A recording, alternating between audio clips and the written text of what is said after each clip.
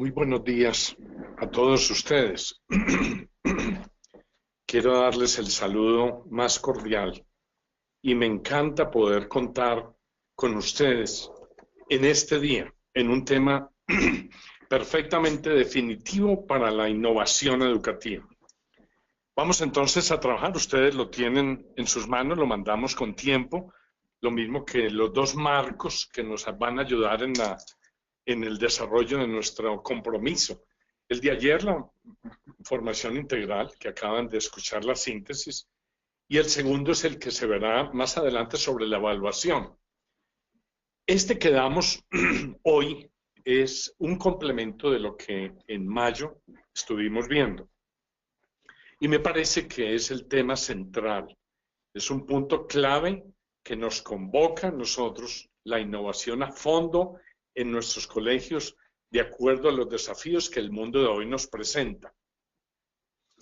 Estamos en la sala rectoral del Colegio Mayor de San Bartolomé y lo menciono porque lo que vamos a hablar no es nuevo para la tradición educativa de la compañía, que tiene el acomodo que tenemos que tener, el padre rector nos lo decía ahora y el presidente de la FLACSI, que es según tiempo, lugares y personas, pero pertenece a nuestra tradición educativa, es decir, la innovación, la integración curricular, la formación integral, la virtud, la formación en virtud, que es la formación espiritual, y finalmente toda la relación con la sociedad, que es las características que tenía la educación de la compañía desde entonces, en aquel tiempo. Vamos a ir leyendo, que preferí dejarlo todo por escrito cuidadosamente puesto en cuanto yo podía, porque me parece que hay puntos que pueden ser complementados, enriquecidos y profundizados. Y si uno no los tiene suficientemente claro, porque no ha podido tomar, por ejemplo, nota a tiempo en la medida en que se iba hablando, fácilmente se puede uno perder en el conjunto. Entonces vamos a trabajarlos, como les cuento, en la presentación que les enviamos de PowerPoint. Bienvenidos una vez más, ilustres directores y directoras académicos de la FLACSI. Y me alegro mucho poder participar en este momento, con una gratitud muy inmensa al padre Hugo Alexis Moreno. Espero poder compartirles unas líneas integradoras como la espina dorsal de la innovación. Y así el encuentro será de riqueza y claridad para todos. ¿Qué significa esto? La espina dorsal es sobre lo cual se fundamenta toda la propuesta. Si nosotros no sabemos eso, podemos perder muy fácilmente el punto, el asunto central de la cuestión. Y por eso lo vamos a insistir fundamentalmente en la primera parte. Parto de la base, continúo en el documento que tienen ante sus ojos, de que ustedes han visto y analizado con su equipo el PowerPoint que les enviamos en mayo pasado. Además, confío que también han asumido las líneas directrices que ahí les hemos indicado. Esas líneas conservan su validez. Sobre ellas trabajaremos esta introducción al trabajo del encuentro de estos días. Quien no haya visto y analizado el PowerPoint que enviamos antes, les pedimos verlo en su momento, pues nos parece imprescindible para la comprensión de lo que estamos trabajando en este encuentro de homólogos. Vamos avanzando hacia la siguiente diapositiva. Les invito ante todo a tener presente lo siguiente, que en mi opinión es un no negociable de nuestra innovación educativa. Este es el primer gran punto. Vamos a dedicarle un momentico a ello. Mi afirmación es la siguiente. Poseemos una plataforma, Ignaciano, y asumo el término plataforma como hoy lo entendemos desde el punto de vista virtual, como esta plataforma que estamos utilizando de la FLACSI.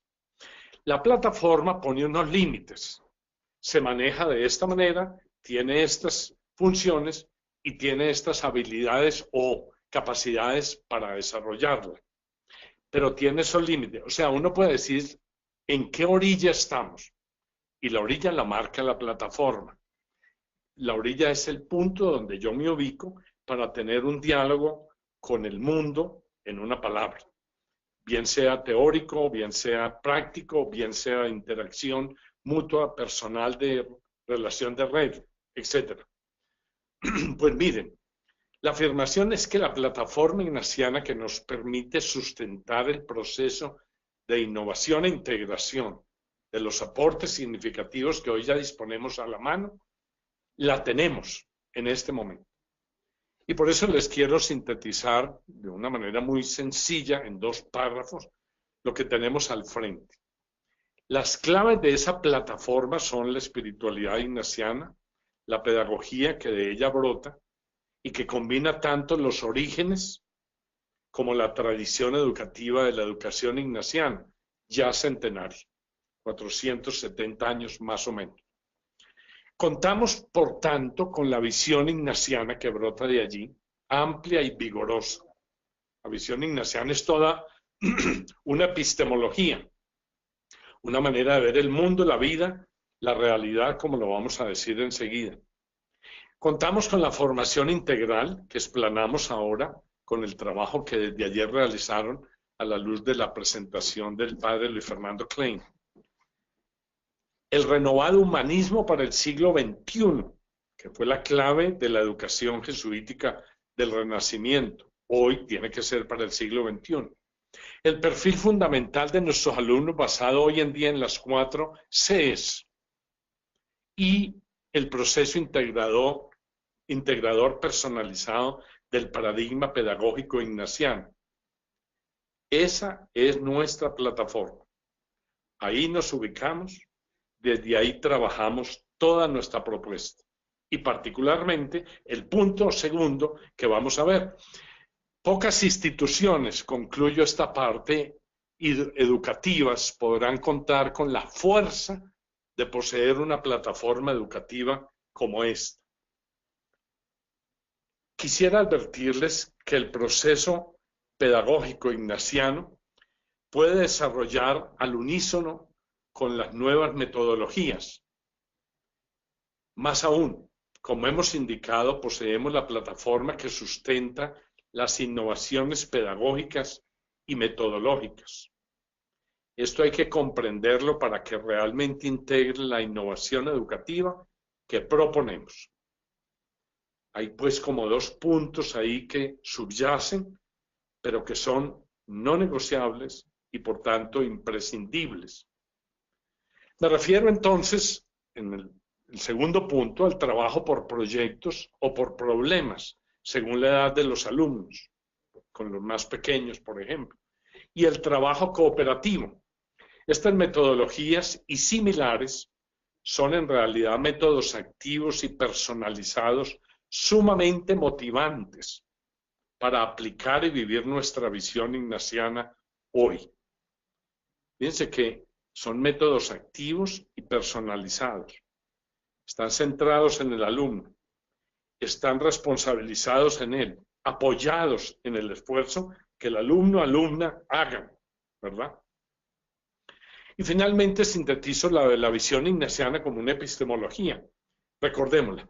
Es una manera de ver la vida, a Dios, a la persona, al mundo, a la cultura, a la sociedad. Es una epistemología, tal como se usa la palabra con exactitud. Desde esta visión u orilla podemos percibir el valor de la innovación, la que propongamos y la que estudiemos, y la forma de orientarla. Repasemos los cuadros del conjunto de la propuesta. Enseguida simplemente los voy a presentar de tal manera, no analizarlos, sino que recordemos que esa es nuestra plataforma, como la que tenemos, les decía, aquí en la flash. Veamos el primero. Lo llamamos los pilares de la propuesta educativa de la Compañía de Jesús, ¿verdad? Esos pilares son 4. Está la visión ignaciana que acabamos de ver. Están los aportes de la ciencia en el enfoque personalizado, el segundo pilar, ¿verdad? Es el proceso educativo centrado en la persona. y ahí está la formación integral. El tercer pilar es la pedagogía ignaciana o el paradigma pedagógico ignaciano, ¿verdad? Y todo lo que implica para el maestro, el seguimiento y acompañamiento personal. Y en el trasfondo, como lo vemos ahí, el cuarto pilar es la gestión del estilo ignaciano. El segundo cuadro de síntesis es precisamente la formación integral. Ahí está la formación integral que busca la excelencia humana.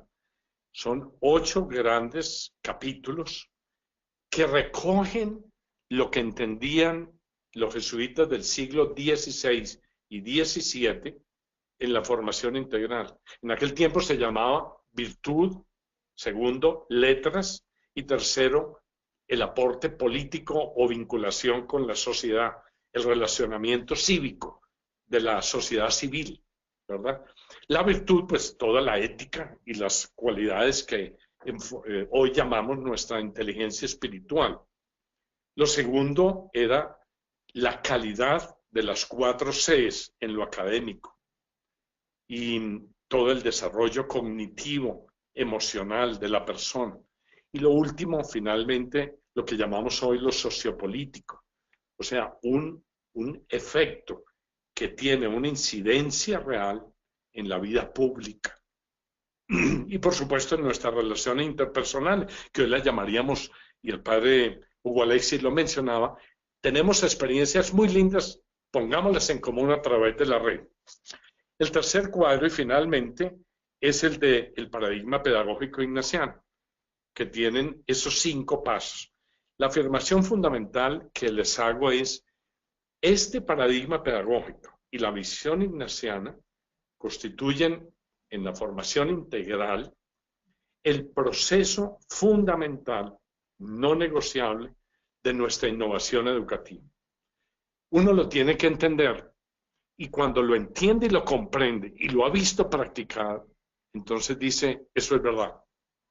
Esto tiene una validez muy grande, y desde ahí, desde esa orilla, podemos dialogar nosotros con las otras propuestas educativas, con otros avances educativos en pedagogía, en metodología, etcétera, que nos van a ayudar muchísimo, pero que solamente desde nuestra orilla los percibimos y los podemos integrar. Sigamos adelante. El siguiente cuadro. La innovación en marcha. He llamado a estos cuadros porque me parece que nos van a ayudar muchísimo. Las personas que queremos ayudar a formar. Fíjense ustedes que en el día de hoy las 4 Cs tienen que enriquecerse con aspectos que la sociedad de hoy nos implica. El padre Hugo Alexis mencionaba de que no es el alumno que tenemos en la mente, sino el alumno, la alumna reales. Y por eso el padre general Arturo Sosa nos mencionaba la importancia de conocer al hombre y a la mujer de hoy, a los jóvenes de hoy. Pues miren, nosotros pensamos que necesitamos, que queremos ayudar a formar, que necesitamos en nuestros colegios, con ese entusiasmo que les pedimos, personas integrales para una sociedad diferente. Por tanto, conscientes, competentes, comprometidos, compasivos y creativos. Añadiendo como una C más, que hoy en día es absolutamente imprescindible para una mentalidad de emprendedores, ¿verdad? De personas capaces de ser empresarios en el sentido de emprendedores. Y 3 núcleos más de cualidades que son las que el mundo de hoy nos implica y que después les indicaré, estamos analizándolo en el módulo 1 del diplomado de innovación educativa. Estas características son las personas autónomas y capaces de trabajar en forma cooperativa. En cualquier empresa se requerirá eso, tal cual. Un segundo grupo de cualidades del mundo de hoy, multiculturales, sistémicas y digitales. Es decir, capaces de integrar la realidad compleja y evolucionar con ella. Flexibles y abiertas al cambio. Locales y globales. Ese es un conjunto que ustedes ven, que se incluye lo local con lo global y a la vez integran todo lo que la sociedad de hoy nos comporta y nos regala. Y por último, un tercer núcleo de las personas que queremos ayudar a formar son con una espiritualidad fundamentada y que se sabe expresar comunitariamente y que genera la capacidad de conducir su propia vida. Es todo lo que hemos llamado la inteligencia espiritual. Fíjense ustedes que esto es una síntesis que ameritaría un desarrollo más amplio, pero ustedes lo han venido trabajando y a mí me parece muy valioso el que hoy lo retomemos como una orientación para nuestro trabajo general. Pasamos adelante al siguiente cuadro, que es el proceso de innovación que avisoramos, que debe estar anclado en una cultura de calidad organizacional, adecuada, una cultura adecuada para que la innovación sea ignaciana, jesuítica y efectiva. Yo les quisiera recordar tal vez dos grandes orientaciones que aparecen en la cultura de calidad organizacional y que nos van a iluminar mucho. Ahí tenemos las dos frases. La primera, la organización es la sombra del liderazgo que se ejerce en ella. Esto lo olvidamos muy frecuentemente. Y por eso necesitamos líderes creativos, ignacianos y pertinentes con esa visión. Entonces nuestros colegios serán lo que ese liderazgo nos expresa, porque las instituciones son la sombra de sus líderes. Y la segunda es, si el barco no llega al puerto, no es culpa del barco ni del puerto. Muchas veces nosotros le echamos la culpa a lo que no es realmente la causa de lo que está pasando en nuestros colegios. Y la pregunta que nos hacemos es, ¿cuál es tu responsabilidad en el barco? Porque siendo directores, directoras académicas, pues tenemos una responsabilidad muy alta. Se nos ha confiado toda la visión ignaciana desde la perspectiva humanística, académica, las cualidades del perfil, el enfoque personalizado y finalmente todo lo que significa el proceso pedagógico ignaciano. ¿Verdad? Que ahí tenemos una posibilidad muy grande y una responsabilidad mayor para que podamos decir si el barco llega al puerto, sí es responsabilidad de los que estamos en el barco y la hemos asumido correctamente. Vamos adelante. E igualmente, el anclaje del cambio profundo que buscamos debe orientarse a partir de una perspectiva interdisciplinaria de integración de las áreas del conocimiento formal. Aquí entramos al segundo gran punto del tema de hoy que tratamos en esta charla. El anclaje en una perspectiva interdisciplinaria de integración de las áreas del conocimiento formal. Miren, esto lo tenemos que aprender a manejar con mucha facilidad y mucha fuerza. Yo a veces echo de menos que nuestros profesores, educadores, ellos y ellas, hayan descuidado aquello que constituye el área de su conocimiento, el área formal, la disciplina, diríamos, académica propia. Vamos a hablar una palabra de eso porque nos va a iluminar mucho. Vamos a hacer algunas claves que nos van a permitir que la práctica y el conocimiento que vamos a interactuar, a integrar, tenga sentido, ¿verdad? Son estas. Ante todo, le remito al libro El saber tiene sentido, del profesor Carlos Eduardo Vasco y otros, publicado por el CINEP. Es este que tengo aquí en mis manos y que les podrá iluminar a ustedes mucho. Por fortuna lo encontramos ya pasado a PDF y nos ha dado mucha luz, porque cada uno de ustedes lo puede manejar y distribuir a todos sus profesores, profesoras, y poder tener un trabajo muy a fondo sobre ello. El libro lo produjo el Centro de Educación Popular del CINEP en el 2001 y es una edición, como les digo, que está en PDF. para todos los de la Flaxia. Este libro me parece que es el más acertado en la manera de concebir la interdisciplinariedad, que no es lo mismo que la multidisciplinariedad. La interdisciplinariedad supone algo muy profundo que lo vamos a ver enseguida. Esta interdisciplinariedad es el punto que si no se logra, la integración que buscamos queda inacabada e incorrecta y no pasa de ser un entretenimiento académico. Óiganmelo bien. Podemos tener muchas metodologías activas desintegradas y con ello no hacemos más que tener un show de entretenimiento académico a los alumnos. Pero no hemos tocado el fondo. Y el fondo es precisamente la interdisciplinariedad, que lo vamos a decir enseguida, nos da el compendio de los diversos saberes de las áreas y disciplinas académicas. Vamos a trabajar sobre eso en las diapositivas siguientes. Este es el trabajo, decimos, que hay que promover con los docentes al ir haciendo la integración interdisciplinaria. Es un trabajo muy a fondo y muy profesional con los docentes. Veamos. Para ello es necesario que los docentes sean verdaderos profesionales en su área académica. Si no manejan, este es el punto, los elementos conceptuales, 1, el pensamiento propio del área, 2, o sea, su epistemología, tener un pensamiento matemático, tener un pensamiento de ciencia social, tener un pensamiento de ciencia natural, tener un pensamiento de ciencias humanas. O sea, una manera de ver la vida y las cosas desde ahí.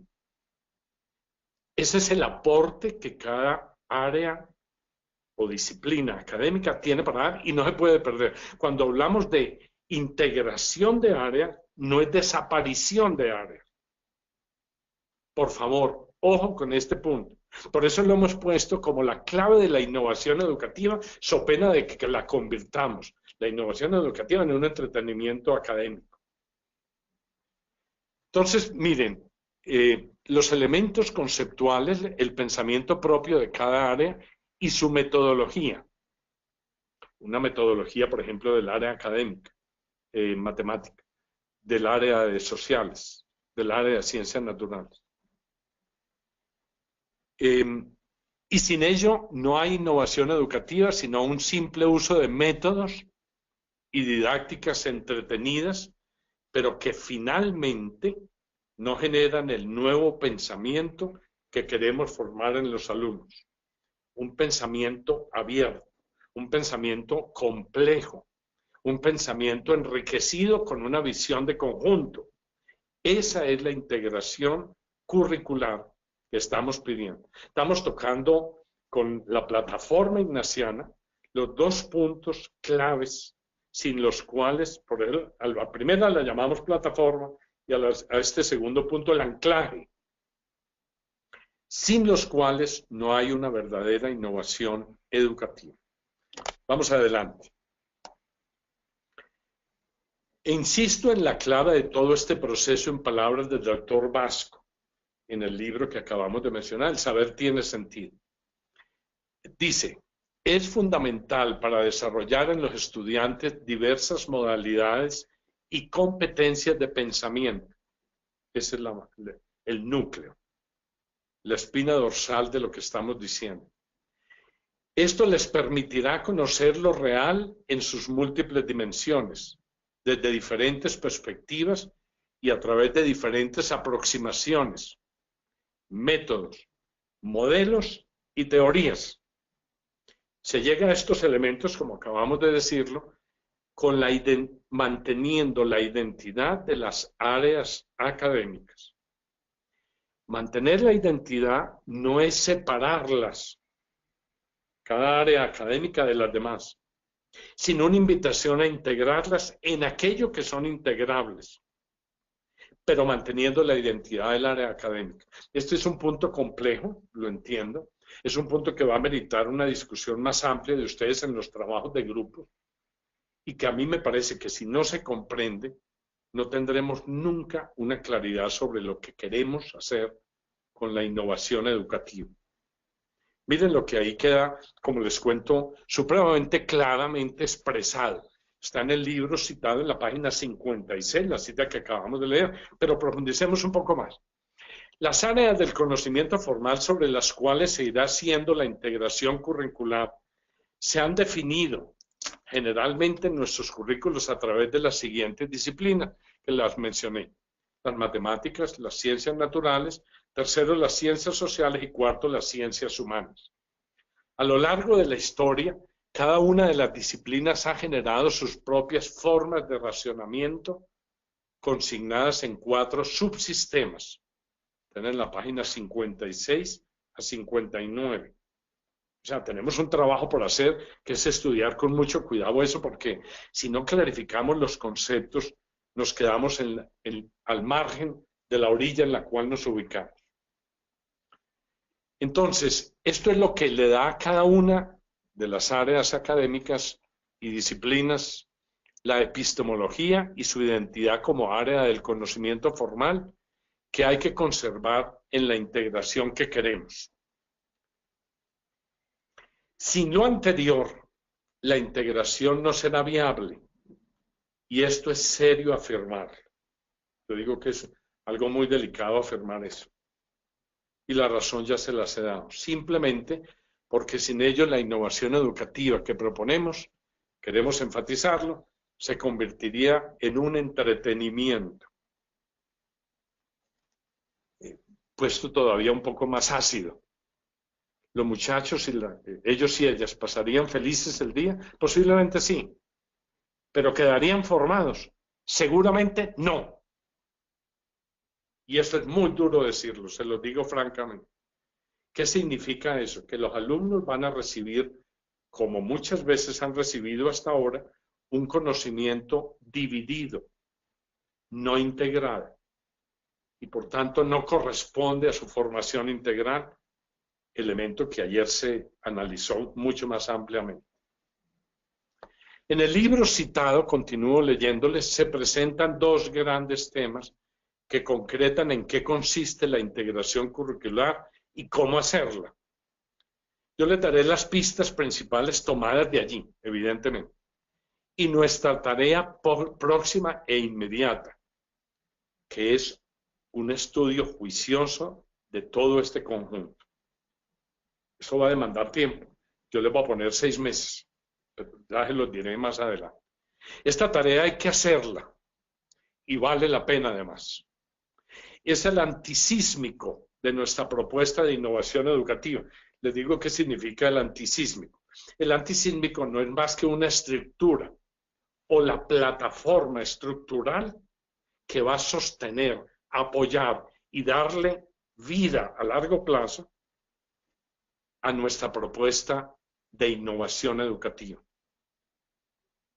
Hemos hablado de plataforma, hemos hablado de integración curricular. Tercero, hemos hablado que la integración curricular es el anclaje que se basa en las disciplinas académicas. Y cuarto, acabamos de decir que es el antisísmico de nuestra propuesta de innovación educativa. O sea, lo que va a impedir que la innovación educativa se nos vaya al suelo, como un castillo de naipes. Vamos adelante, que todavía tenemos más que profundizar en estos puntos. El primer paso es el papel de las áreas curriculares en la integración. Los maestros, dice el libro en la página 59 a 66, hacen bien en tener en cuenta que cada una de las áreas debe cumplir papeles diferentes en las unidades integradas o en los proyectos de integración, sin perder su autonomía y sus propósitos pedagógicos particulares. Oigan, sin perder su identidad, pero capaz de integrarse, de interrelacionarse con otras áreas. Eso nos va a ayudar a un pensamiento no dividido, sino integrado, Y con eso hemos hecho el bien más grande que podemos pensar. El segundo paso, sugerido también en el libro, páginas 68 a 75, propone dos herramientas conceptuales básicas para la planeación de actividades didácticas, metodológicamente válidas, como lo hemos dicho. Uno, A, los hilos conductores en la planeación de actividades didácticas. Y B, hilos conductores para varias áreas, aparte de las 4 fundamentales que hemos dicho, ¿verdad? Estas son hemos dicho dos pasos que constituyen la manera de hacer la integración. Vamos a verlo todavía más en detalle. Lo anterior es el meollo de la transposición didáctica o metodológica. Es otra clave fundamental del proceso que sugerimos realizar para el logro de la innovación educativa. Y por fin, después de haber realizado el trabajo previo indicado, podremos continuar con las modalidades de la integración curricular. O sea, lo primero, como decíamos, es la fundamentación de las diversas áreas académicas que constituyen la base de la integración, ¿verdad? Ahora vamos a ver cuáles son las modalidades de esta integración curricular. Como les decía, difícilmente encuentra uno algo más claro que esto en los diversos libros que uno puede consultar. Se trata ahora de conocer esas modalidades y luego cada equipo académico de un colegio escogerá la o las modalidades que le parezcan oportunas y ajustadas a su propio colegio y planear cómo irlas desarrollando. Ojo con eso. Vamos a ver una serie de modalidades. Usted puede cogerlas en grupo o puede coger una de ellas. Y a las que vamos a ver se les van a añadir otras 2 más. Vamos a verlas enseguida, que me parece que iluminan muchísimo lo que estamos diciendo. Esta planeación está fundamentada en 4 estrategias. La integración en torno a un tema. Esa es una manera de hacer la integración. 2, la integración en torno a un proyecto productivo, como lo hicieron los jesuitas en el siglo XVI. 3, la integración en forma de problema, según las edades, por ejemplo, o planteado a los mayores, a los de secundaria, de los últimos grupos, desde un problema concreto que los aúna, les da motivación y les genera un interés creativo extraordinario. La integración en torno a una actividad específica. Y se añaden, como les indicaba, 2 más de aplicación más reciente, pero no menos útil. La quinta, la integración en torno a un relato. Ustedes saben, los relatos y los megarrelatos van adquiriendo un nuevo sentido hoy. Unos se han superado, otros se transforman en nuevos relatos hoy. Segundo, la integración en torno a un tópico generador. Aquí nos referimos un poco al concepto de los educadores latinoamericanos, como Paulo Freire, por ejemplo, sobre el tema o el tópico generador, ¿verdad? O la palabra generadora, etcétera, que me parece que adquieren un sentido renovado y muy bello en este campo, en el libro, que lo remito en las páginas 78 a 120. O sea, nos tenemos que sentar y estudiar esto durante un tiempo importante. La integración en torno a un tópico generador, haciendo referencia a la pedagogía de la comprensión, que se sugerirá más adelante aquí, de Perkins. Ustedes saben muy bien que podemos enseñar muchas cosas. El que lo comprendan es la verdadera misión del educador. Porque la misión de darle la visión del área es muy importante. Pero si no hay comprensión de ello, no hemos dado el paso definitivo. O sea, no se da un paso adelante en la intelección que buscamos en nuestros alumnos. Pasamos adelante al siguiente. Es verdad que la propuesta, tal como aquí hemos indicado, puede parecer como algo complejo. Y más de uno de ustedes podrá pensar, esto está muy complicado. No. Uno lo va leyendo como me lo han visto y al ir complementando con el libro que les he indicado, las páginas exactas, uno dice, esto tiene una claridad muy grande. Y estamos tocando el corazón de la innovación educativa. La verdad es que responde a una realidad. Si somos profesionales de la educación, no podemos pasar por alto en ningún momento la seriedad académica que esta innovación educativa implica. Y en este proceso tenemos que tomarnos el tiempo que esta preparación requiere.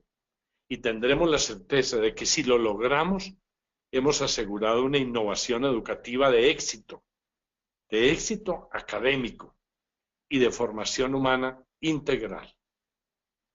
Ese es como un resumen de todo lo anterior y el reto que se nos plantea. En mi opinión, este proceso que aquí expresamos no debe durar más de 6 meses, con un buen cronograma. Ojo pues, esto es importante anotarlo y planearlo en la vida ordinaria de nuestros colegios. Ya les voy a indicar por qué. No es posible, a mi modo de ver las cosas, alcanzar este ideal que nos proponemos de otra forma. Y entonces la pregunta es, ¿cuándo y cómo lo vamos a hacer? Esa es la tarea que tenemos. Vamos adelante, que ahí está indicado. Hecho y confirmado lo expresado antes, se empiezan a organizar las áreas curriculares en proyectos globalizadores, basados en preguntas y situaciones reales y significativas. Esta es la tercera parte del tema de hoy y la última. En las diapositivas que tendremos enseguida, les quiero proponer lo de los proyectos y el trabajo colaborativo, tema que tratamos en un diplomado de innovación educativa, como les voy a indicar también. Pero veámoslo en el contexto anterior, que ya nos podemos dar unos meses de profundización y poder analizar más despacio lo que significa. Los proyectos transversales, decimos ahí, y en conexión de conocimientos y áreas curriculares, y que incorporen estándares de desempeño conectados a las inteligencias múltiples pertinentes.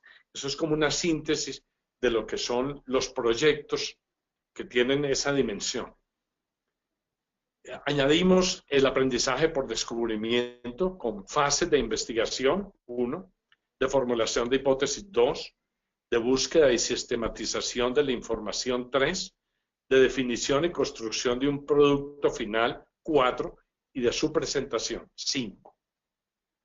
Entonces, el aprendizaje por descubrimiento que nos llevan los proyectos a ello, tiene unas fases que debemos tener un cuidado exquisito en hacerlo. Entonces, comprenden que explicar cada uno de estos puntos en detalle, pues es abundar en una riqueza muy amplia, pero también nos alarga en la propuesta que tenemos para presentar. Por eso nos contentamos con presentar el proyecto en conjunto y aquí en esta diapositiva las ventajas de los proyectos. Están enumeradas. El por qué, la pregunta que se hacían, ¿por qué debemos trabajar los proyectos? Miren, se relacionan los intereses de los estudiantes con la realidad. Un punto. Otro, posibilitan la contextualización de los aprendizajes. Propician la participación y desarrollo de la enseñanza. Permiten el papel creativo de los maestros. Favorecen la autonomía de los estudiantes. Y finalmente, permiten al estudiante acercarse al conocimiento como un todo y no como si fuera por compartimentos, que es el segundo gran tema que tratamos hoy de la interacción con las áreas. Ahí tienen ustedes las ventajas de los proyectos y por qué vale la pena desarrollarlos entre nosotros, como lo hicieron a su manera los jesuitas del siglo XVI y XVII, y se los voy a mostrar enseguida. Y comprender finalmente los tipos de proyectos. Son 4. El primero son los proyectos de comprensión, y se sugiere brevemente lo que significa cada uno de esos. Estos desarrollan la habilidad de aplicar los conocimientos a realidades actuales y cambiantes. Segundo, con proyectos por saberes, que integran los estándares de desempeño de las diferentes áreas del saber. Importantísimo. Tercero, proyectos de investigación que estimulan el interés por la construcción de conocimiento y pensamiento propio y a través del método científico. Entonces, comprensión, saberes, investigación, interactúan en los proyectos, pero hay algunos más específicos que enfatizan estas características que acabamos de indicar. Ahí pongo las referencias bibliográficas. La primera, el Colegio San Francisco Javier de Pasto, en Colombia, ha escogido ya este trabajo por proyecto y lo está poniendo en práctica desde el 2016 y todo este 2017. Yo creo que han ido avanzando muy positivamente y es un verdadero modelo para nosotros poderlo como integrar en nuestros propios colegios. Después, aprender hoy y liderar mañana, un referente del Montserrat del Pozo, el libro que ella construyó también con el equipo de profesores. Y por último, la referencia a Howard Gardner con las inteligencias múltiples que desde 1983 vienen desarrollando. Montserrat del Pozo en el Colegio Montserrat de Barcelona ha hecho un desarrollo específico de las inteligencias múltiples y ha organizado los proyectos alrededor de las inteligencias múltiples. No es la única manera, pero sí es muy inspiradora y no la podemos dejar de lado, me parece a mí, en el mundo actual. Vamos al siguiente cuadro. Es el cuadro de conjunto de las inteligencias múltiples de Howard Gardner que conocemos. Este cuadro lo encuentran ustedes en Google. Cuando pongan, por ejemplo, Howard Gardner, inteligencias múltiples, y ahí les aparece eso, estoy seguro que la mayoría de ustedes ya lo conocen. Lo quería proponer aquí, así, en conjunto, para que lo tuviéramos de referente. Puede haber alguna persona que no sepa dónde encontrar esto, ya se los acabo de insinuar. Seguimos adelante.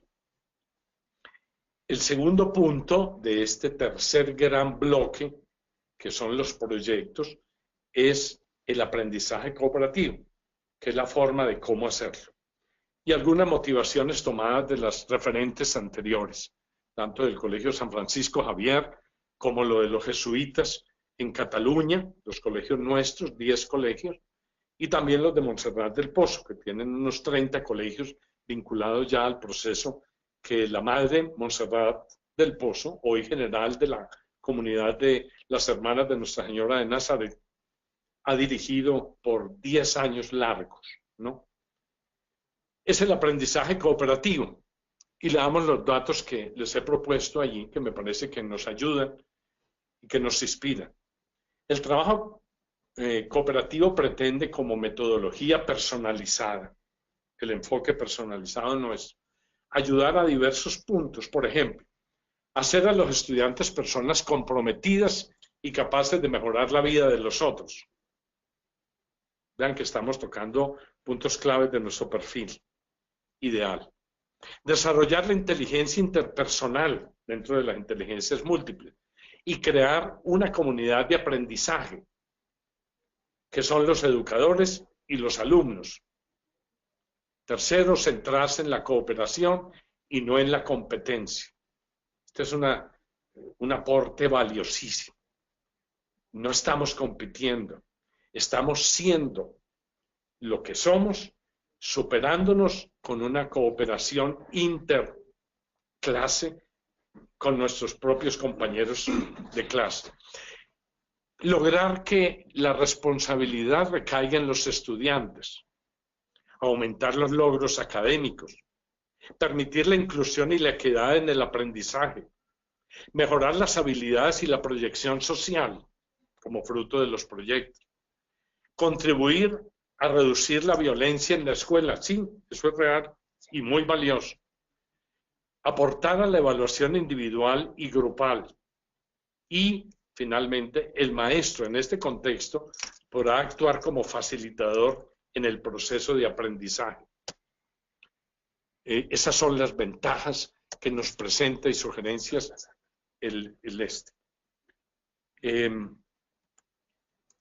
Una sugerencia sobre la evaluación en el contexto de la innovación educativa que proponemos.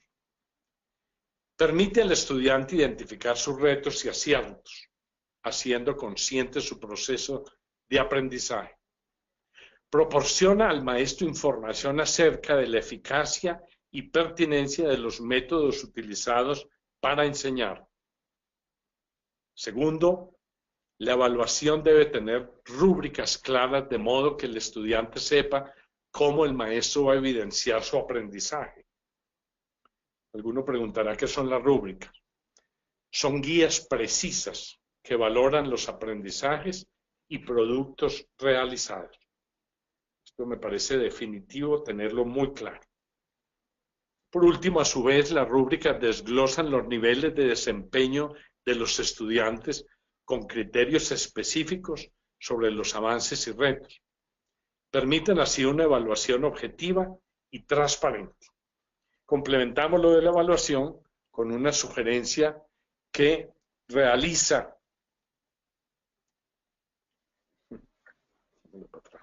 la evaluación se realiza mediante la observación, el seguimiento y la documentación desde la perspectiva del maestro, que es la heteroevaluación, la del propio estudiante, la autoevaluación, la de sus compañeros, la coevaluación.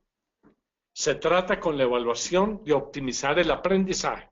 Esta es una finalidad muy linda que le da unos nuevos visos al estudiante desde la evaluación. Cada una de las actividades de evaluación es diseñada previamente y se articula en el desarrollo del proceso de enseñanza y aprendizaje. Y la evaluación como tal no tiene tiempos específicos señalados ni lugares determinados, aunque se secuencien las actividades y se exija un cumplimiento en un tiempo concreto. Ustedes han visto que hemos señalado puntos claves tanto del proceso de proyectos y su aplicación en la evaluación. Esto nos va a ayudar a iluminar y ya dejándolo ahí claramente escrito, nos puede iluminar muchísimo.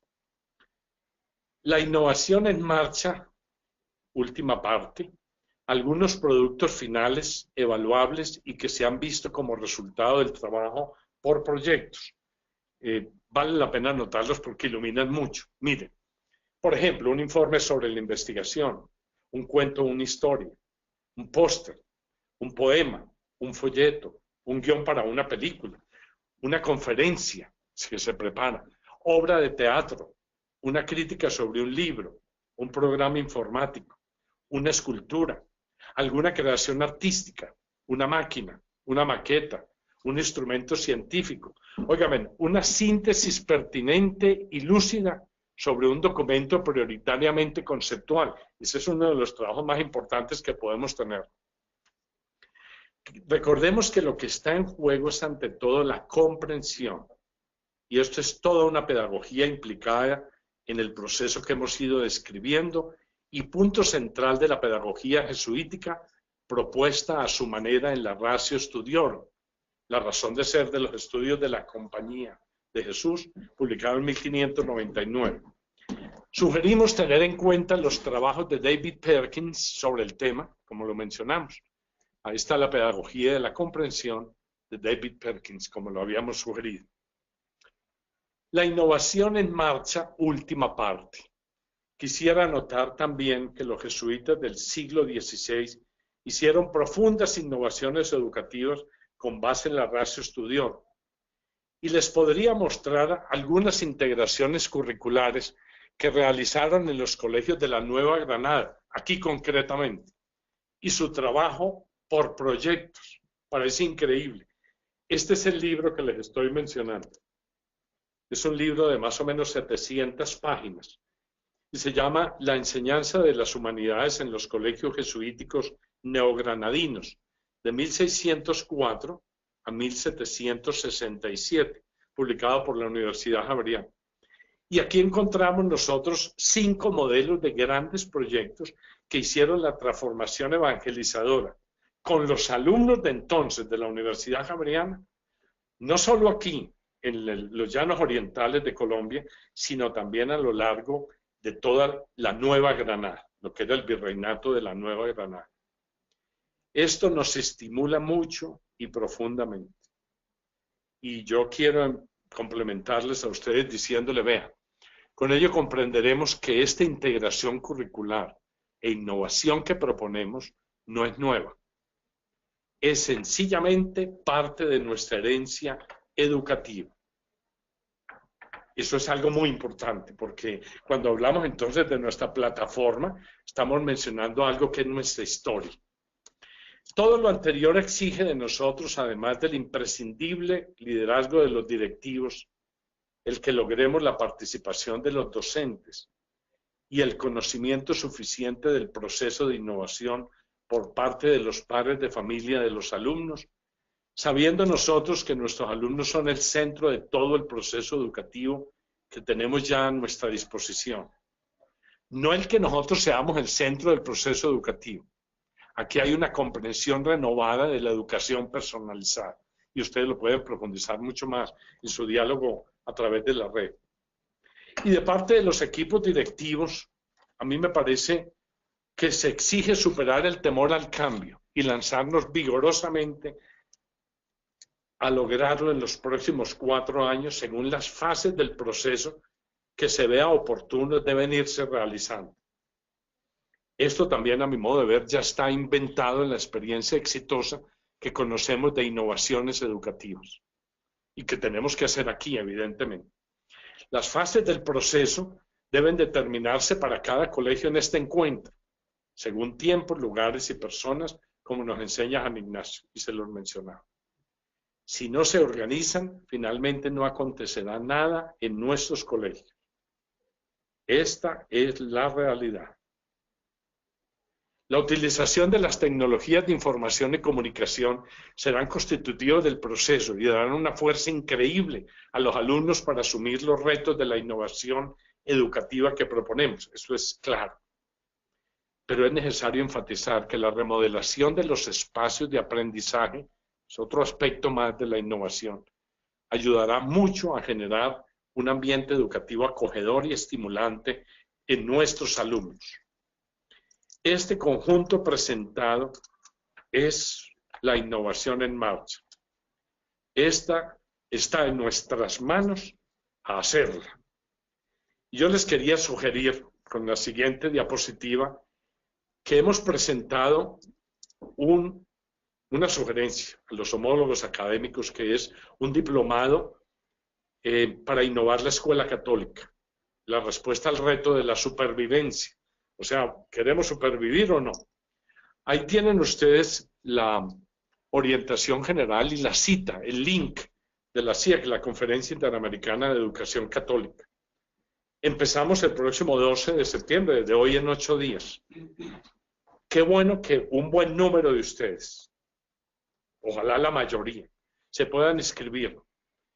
Yo fui el encargado de coordinar y hice todo este diplomado. Me apoyaron en ello los autores y tutores de los módulos, Vilma Reyes del Colegio Bermas de Cali,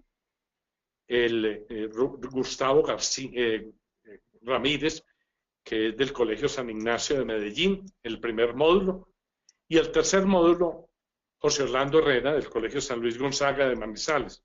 Yo voy a estar de coordinador académico del diplomado, y como les cuento, lo empezamos con el aval de la CIEC, de la Conferencia Interamericana de Educación Católica. Esperamos poder decirles a ustedes esto. Este es el paso siguiente a lo que estamos haciendo aquí de la integración de las áreas.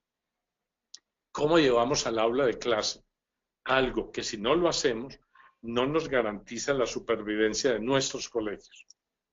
Les quiero hacer una invitación muy sincera y que se puedan inscribir los que estén interesados con la aprobación evidentemente de sus rectores, porque tiene un costo real de 600.000 pesos colombianos, son $200, y me parece que les puede ayudar muchísimo. Se los ofrezco y cuento con el apoyo de usted. La última parte que tenemos ya es, pasémosla por alto, ustedes la leen. Yo les quería agradecer el ser más para servir mejor, que les puede ilustrar como lema que ustedes ya han oído mucho en nosotros. Ahí tienen el link de la CIEC. Y me encanta haber podido compartir con ustedes estas ideas. Yo sé que van a volver sobre estos temas anteriores, por eso los escribimos. Y ustedes ven la referencia exacta en el libro que ya tienen en PDF. Que tengan un éxito muy grande en el día de hoy. Les agradezco mucho su amable atención y el haber podido participar con ustedes en este reto tan grande que tenemos de la innovación educativa. Muchísimas gracias, muy amables.